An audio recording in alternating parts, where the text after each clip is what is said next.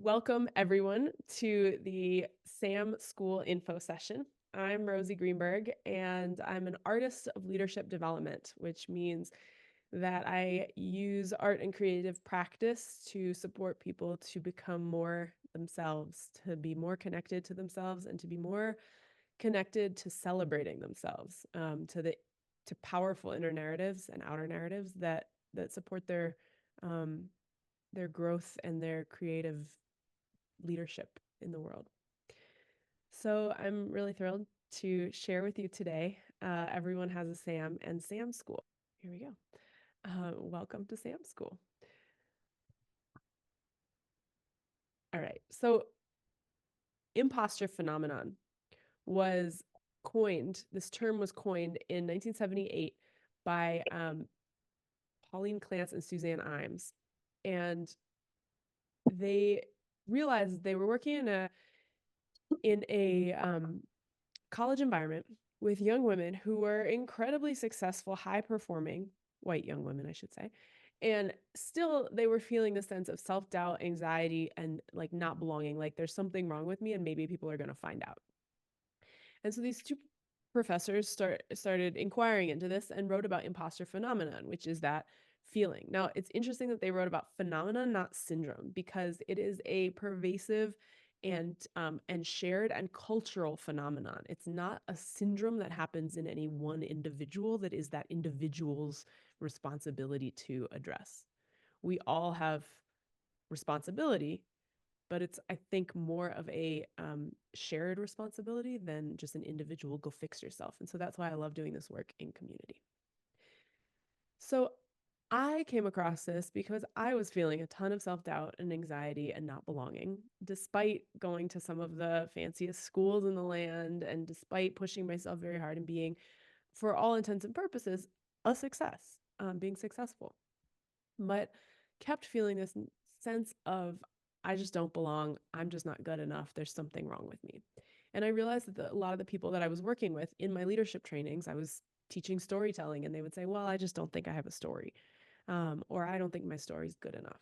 And I started to see, again, that this was, again, not an individual thing, but a shared phenomenon. And so I started looking at it, and I'll share a little bit more of my journey about how and when I really shifted into looking at it and starting to shift that voice within myself. But first, I just want to share how pervasive this is. So here's a couple quotes by some very famous people about their imposter syndrome or imposter phenomenon. All right, who said, I'm a sculptor, not a painter? Pope asked, oh, go ahead. Do you know? Oh, I was guessing to myself, but I didn't know if it was Da Vinci or Picasso or Great Is it guesses. Michelangelo? Or Yeah, so this one, the my. Pope asked him to paint the Sistine Chapel, and he said, well, I don't know, I'm a sculptor, not a painter. It was Michelangelo. Right before he painted the Sistine Chapel, which is one of the most famous works of art that we have in the Western world. So Michelangelo thought he was a sculptor and couldn't paint. I greatly apprehend that my countrymen will expect too much of me. Anyone have a guess of who this might be? You can come off mute and just share. One of the people who founded America. This was George Washington, worrying that his countrymen would expect too much of him. Yeah. How about this? Tell me if I ever did a thing. This was Van Gogh, another one of the Western world's most famous artists. Tell me if I ever did a thing. Famous actor here. No matter what we have done, there comes a time when you think, how did I get here? When are they going to discover that I am, in fact, a fraud and take everything away from me? Who thought he was a fraud? This? Sleepless in Seattle, Castaway. This is Tom Hanks thinking, when are they going to discover that I'm a fraud? And finally, I've written 11 books. A prolific, beautiful writer here. But each time I think, uh-oh, they're going to find out now. I run a game on everyone and they're going to find me out. This was Maya Angelou. So you can see that across the arts and politics, so many of our most famous figures are saying this to themselves. They're saying, ugh, anyone could do this better.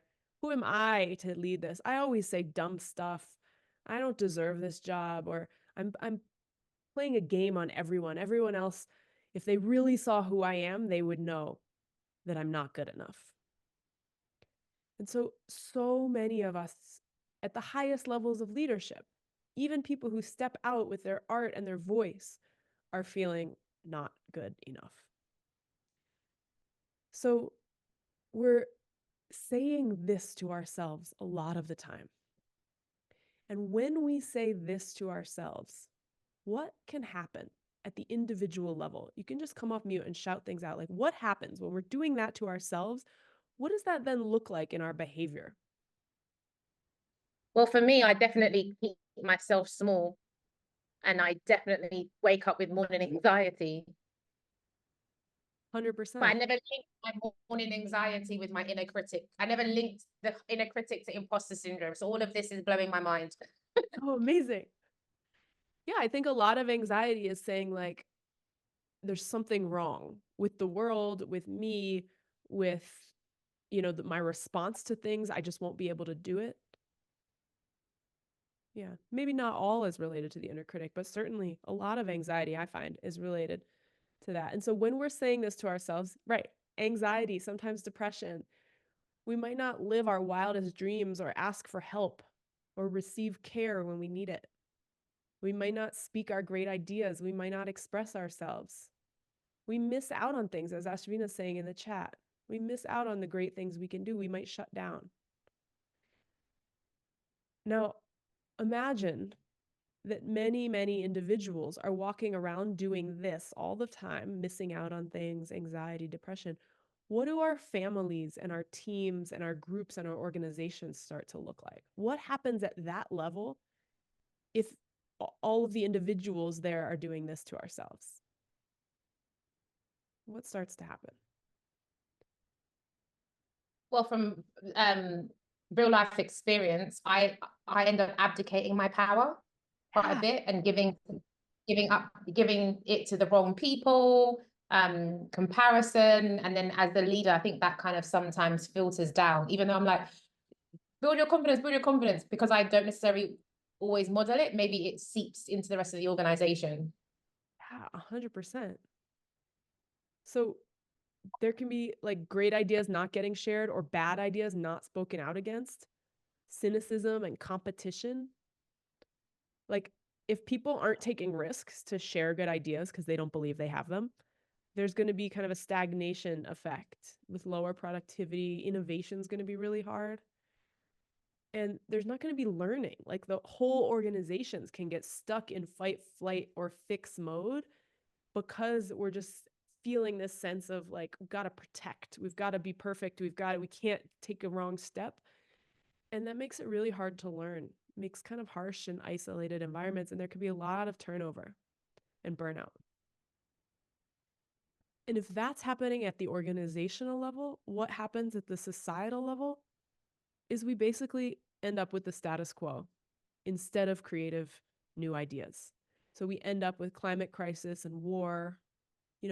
Our world today needs our most innovative, best creativity and risk taking, because so many of the challenges that we're facing are just completely unknown, new challenges and adaptive challenges that we need to be able to evolve creatively through.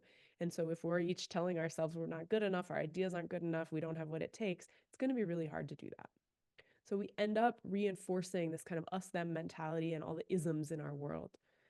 And there's just a world of kind of diminished trust, both in ourselves as well as in other people. And I should say at this point that some people experience this as a critic going inwards to themselves, and other people experience the critique going outwards. So if it's the same kind of judgment and hierarchical thinking and good, bad, binary, better than, less than thinking, some of us do it to ourselves, some of us do it to other people. Some of us do it to both.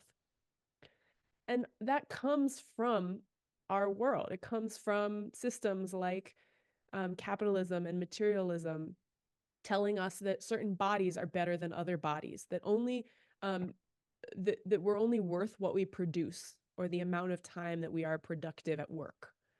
So these bigger systems create these kind of underlying assumptions or ways of seeing what's good and what's bad.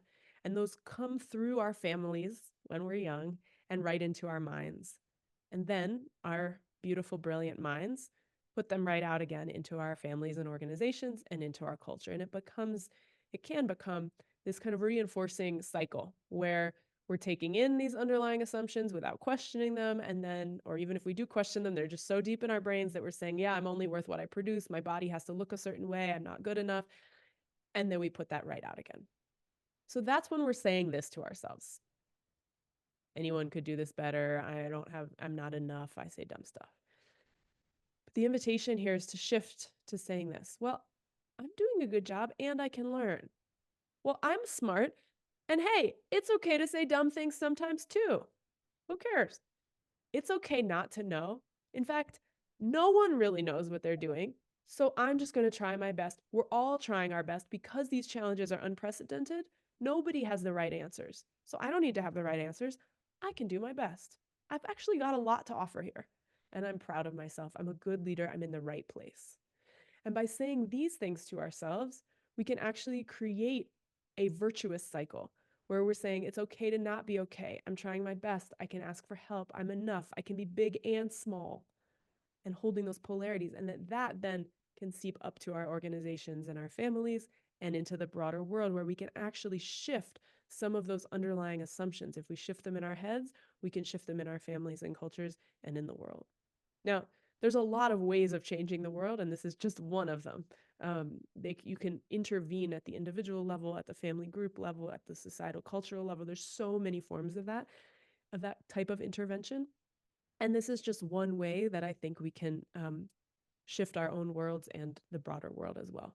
So this is not individual self-help. This is a world-changing practice. And the way that we do that is not just by saying, I'm smart, I'm beautiful, I'm strong. In my experience, when I practice those daily affirmations, it reinforces this idea that it's not okay to ever be stupid or ugly or weak. I am strong, sometimes to me means never be weak, try harder. And instead, what I'm offering, if those are working for you, great. They work for some people and it can really be a very powerful practice. For me, it works better to say, well, it's okay to be weak sometimes. We all are. It's okay to be ugly or say something dumb or do a mediocre job. Like, that's all part of being human.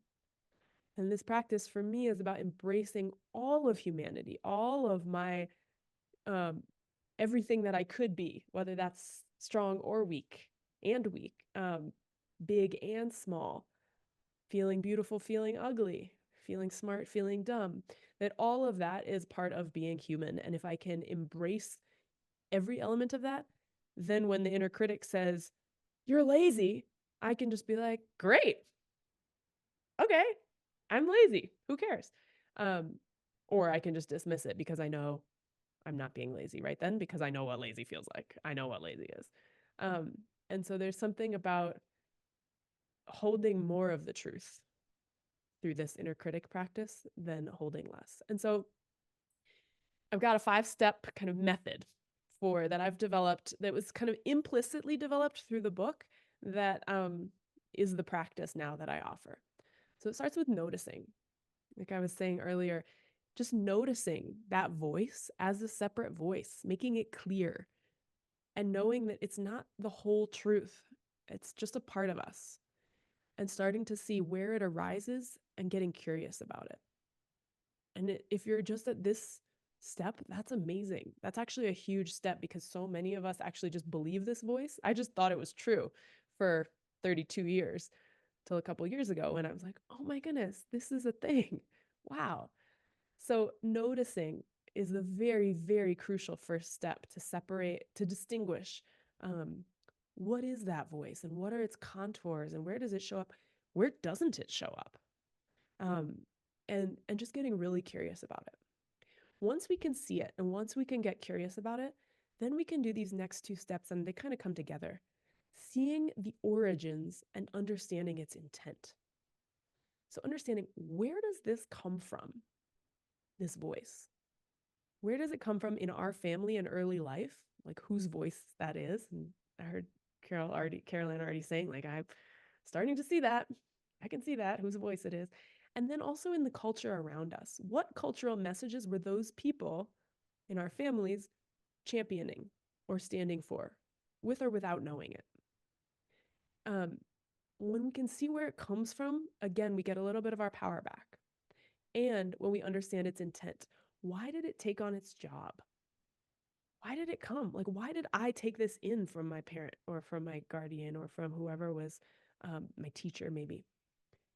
Why did I do that? And what does it serve me? What's at risk that it was protecting against? And what would have happened if I hadn't taken that on? And we really get this sense of why we do this to ourselves. So where it comes from, why we do it. Once we can see all of that, then we can start finding the wisdom in it. We can say, okay, what's true here? Is there anything in what it's saying that's true? What's the wisdom? What does it really want from me? And is there any specific advice here? Like these parts are actually great at scanning the environment and understanding like what are the rules and how do I belong and what's good and bad in this particular environment versus this other one.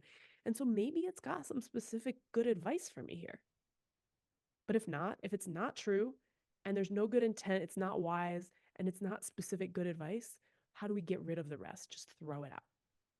And so here is also where we learn to sit with competing truths, good and bad, like productive and lazy. How do we sit with both of those and know that they're both welcome and important? And how do we hold longing without taking action? How do we say like, oh, I really want maybe a new life partner. Oh, yeah, I don't have to jump on this person or that person or this opportunity or that opportunity, but like, gosh, I want that. And there's really beautiful wisdom here once we can parse it out. And here we're also putting ourselves in the driver's seat, saying like, I'm going to be the one to decide what's true and what's the wisdom, not the critic. And finally, we get to rewrite the rules. We shift the roles, so you're in charge, not your critic. And then there's like setting boundaries, contracting a new role for it. Some critics, instead of becoming the critic, they like to become like the chief safety officer or the chief belonging advisor. They get a new role that's even better than a critical role, and there's communication between you in a much more powerful, calm, loving way. And then you get to just rewrite the rules. What, instead of those underlying assumptions that come from capitalism and patriarchy and all of those things, what new rules do you want to live by? And you can kind of give new operating instructions to this part of us. So this is this process that we go through in the course and that we go through in the book. So we start with meeting the critic, and we do some creative exercises where we get to just see it on paper as distinct from us, start to see where it comes from, what it's saying, in what situations does it show up more or less, and we start to just get to know it. We give it a name. The next week, we come back after doing a little more sleuthing in that interim week of like, when does it show up? When does it not? And we look at what are the cultural origins of what it's saying. So how does the voice in our heads map onto these bigger systems of, for example, capitalism, racism, sexism? How have we taken those on? And then following week, we look at our family of origin and what were the circumstances early on that necessitated us to take this into our own heads? What was going on in our family where this was the best option of all the available options, was to start telling ourselves these things? Because we wouldn't have done it if it didn't make sense at the time. So why was this the most appropriate, best, most protective thing to do? And then we look at the critic's intent. We do a beautiful role play where everybody dresses up as their critic and acts out their critic and gets to explore, like, why did I do this? What is it that I really want for my human? And get to become, kind of embody the critic itself. beautiful session where you get to actually feel the care that the critic has for you. And then once we do that, we offer, instead of the care that the critic has, we offer love and beauty and grace to our inner children. That child, that part of us that started to believe the critical messages, we take all of the intention and care that the critic has and instead bring that wise sage to it, that part of us, almost like a fairy godparent love. And we just bless our inner child, and we kind of give them some new rules or new messages. In this session, we build a blanket fort, kind of partnering with our inner child to build a little safe space within our house that feels really sweet. So that's a very special session. We're kind of in the depths of it with those 2 sessions. That's the deepest place in the program that we go. And then we look at, okay, what is the wisdom and truth? If we really truly understand that there's a deep intent here and there's love, like what is the wisdom and the truth in what the critic is saying, and how can I get the specific advice for this specific situation and use it as an ally rather than as just barrage? And also in the beginning sessions, we set those boundaries of saying like how you can and can't talk to me, to the critic, so that by the time we get here, there's much more kindness in its voice. And then we kind of shift to new stories of self. One of the hardest things when the critic is in our way, and when we're believing it, one of the hardest things to do is publicly be proud of ourselves without qualifying it, without saying, oh, but I should have, done that more, or I could have done better, to just say something that we're proud of and be witnessed being proud of ourselves. And so we practice doing that, because every time we can do that without qualification, we build new neural pathways of that new story.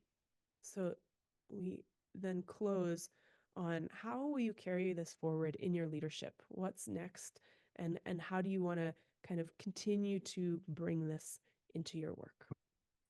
Now, throughout, there are journal exercises and optional triad meetings. So a small group of 3 people that you'll meet with, or 2 other people that you'll meet with outside of the class time, at a time of your choosing during the week, to go over to kind of have a deeper space to really reflect, review, mirror back to one another your greatness, and talk about some of the journal exercises that you'll do in the meantime. Now, that's optional, both the journal exercises and the triads, but previous participants have said they're very, very powerful.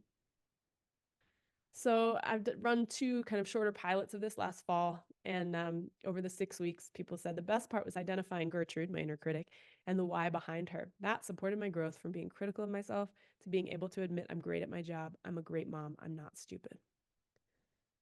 People really appreciated my facilitation, being a gentle, challenging, and affirming leader. Thank you for this art, medicine, magic, and bringing your full self to the sessions. The ability to value and know when I needed to ask my critic to go to bed, and the beautiful people in the group that trusted us enough to share and be seen, the opportunity to hold and see others. People really appreciated the collective group space that we created over Zoom.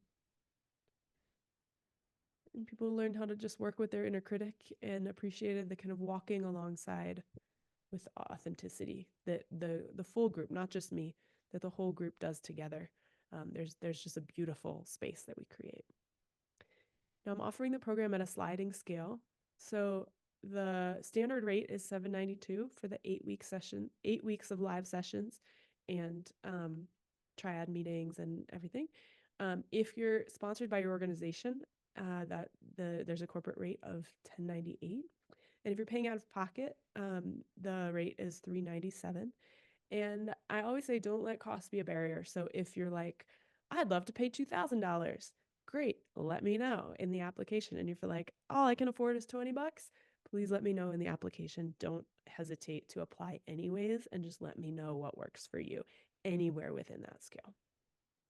I mean, anywhere from 0 to $100,000. Yeah. So this is the website. Everyone has a sam.com/school. And I'll just leave that up. Early bird deadline is July 15th. Final applications close July 31st.